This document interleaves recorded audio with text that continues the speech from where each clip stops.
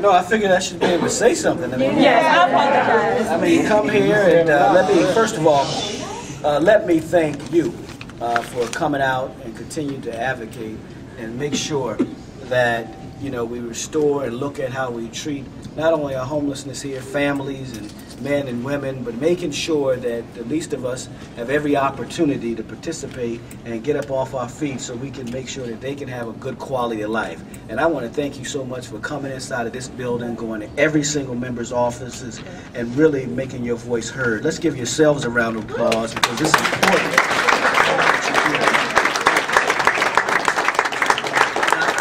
I think you're here for a reason. Right? Am I right? You're here for a reason. Yeah. The reason you're here is because you want restored the homeless services, the TANF, and the IDA. You want some of that restored that was cut. And more taxes. Let me ask you a question. Can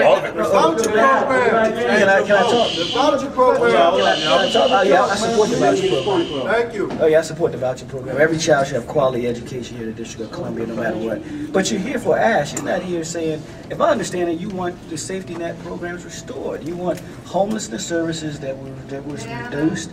You want the TANF that was reduced. You want the IDA that was reduced. You want to make sure the families and the homeless men, you want some of that reduced. I mean, restored. Is that correct? That's correct.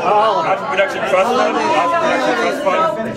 fund. You want it restored. Is that correct? Yes. Okay, that's an ask, right? You want It's a demand. And progressive revenue is also part of it. Now, see, I'll let you guys talk. Let me talk. I just have a question. Like, no, I'm asking about the homeless services. If we ask, we have to answer you. I'm sorry? If we ask, we have to answer you. Yeah, no, I do. I have a problem. You know I don't have a problem with that, Eric. Come on. Come on, Eric. You don't have a problem with that. I just want to be clear because there's a lot of different asks. And as a group, you're asking a number of different things. And I want to go through them so I'm clear when I walk back through this door of what the ask of the group is. Is that okay? I'll be glad to. Now, If you want me to respond now, I'll be glad to answer that question. Thank you. If you don't agree with anything I'm saying, I invite you to raise your hand, but I would like to answer the chairman's question as our tour guide. Is that okay? Yes. Okay. it's okay to ask a question, right? Chairman Brown, we are asking as DC residents and voters that you fully restore our safety net here in Washington, DC. We are also asking that you implement progressive revenue, including the mayor's income tax brackets, if not surpassing the mayor's income tax brackets.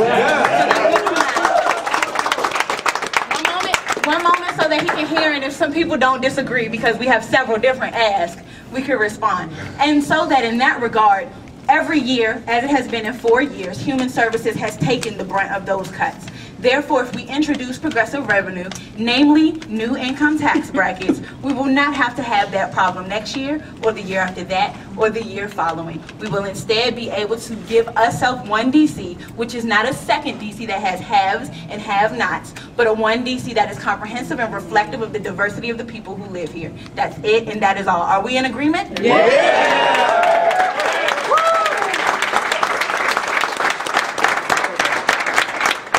It's important to tell you where I am, and we're going to continue our deliberations, but we're going to do everything we can to restore the cuts that came down in the budget for the homeless families, for the men and women, for the TANF, for the IDA. We're going to do everything we can to get that back to where it was. That's my commitment. My commitment, I'll be clear, my commitment is not, no, I will not introduce a budget that will propose to raise taxes on DC residents, but I will propose a budget. What about the super millionaires? Why can't you raise taxes on the big millionaires? Well, that won't be a proposal for me.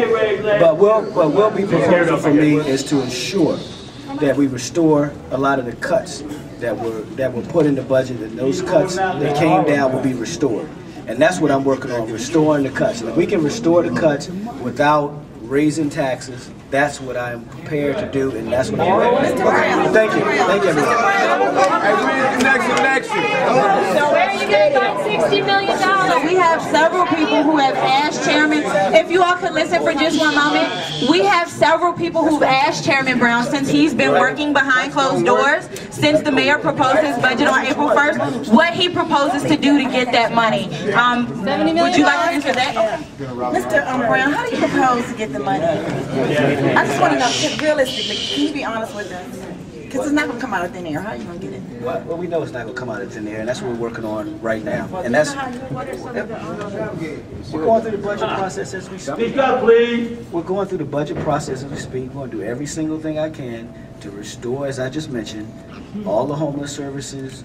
Look at the TANF. Look at the IDA. That is a commitment that I have to this group to do. But where's the money going to come from? Where's the money going to come from? All I would like to do is finish. At the end of the day, if you don't do that without cutting any other services, I think that's when I hear from people, that's what they want, to make sure that that's restored. And I'm going to do everything I can to make sure that that happens. Is that a promise? You didn't answer the question. Where is the money going to come from? Is that a problem? Is that a problem? Chairman Brown. Is that a problem?